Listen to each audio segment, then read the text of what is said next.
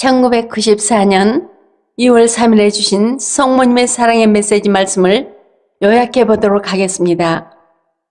오후 2시 30분경 전 머리에서부터 발끝까지 극심한 고통을 받고 있었습니다.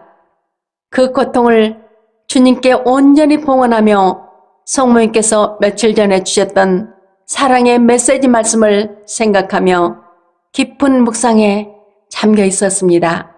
얼마나 지났을까?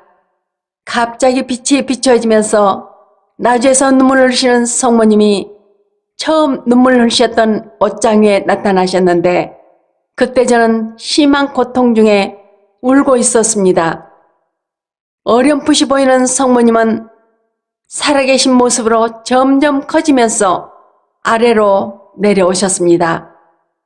머리에는 빛나는 왕관을 쓰시고 하얀 드레스에 파란 망토를 걸치시고 오른손에는 묵주를 들고 허리에는 파란 띠를 두르신 모습이 아름다웠습니다. 성모님께서는 고통 중에 있는 저에게 따뜻하고 다정스럽게 그러나 조금은 안타깝게 말씀하셨습니다. 지극히 사랑하는 세상의 모든 자녀들아, 지금 세계 각처에서 일어나는 여러 가지 사고를 우발적 사고라 생각하지 말고 어서 깨어나 하나님의 진노를 막아야 한다. 예전에도 말했거니와 지금 자연 질서가 깨어지고 전복이 빈번하게 일어나고 있다.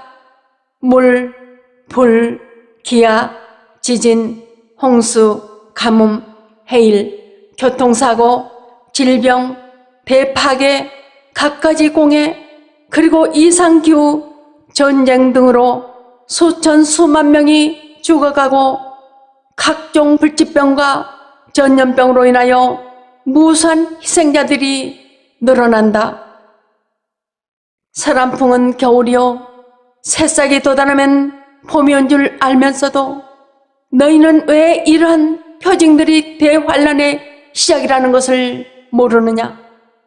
이러한 여러 가지 표징들은 대환란의 때가 다가왔다는 것을 너희는 알아야 한다. 암흑과 불과 피해 벌을 자초하지 말아라.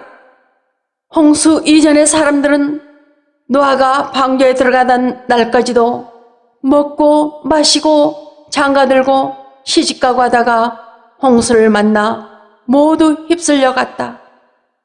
그들은 아무것도 모르고 있다가 홍수를 만났는데 지금 너희도 간절히 호소하는 나의 음성에 귀 기울이지 않고 있다가 그렇게 되어서야 되겠느냐?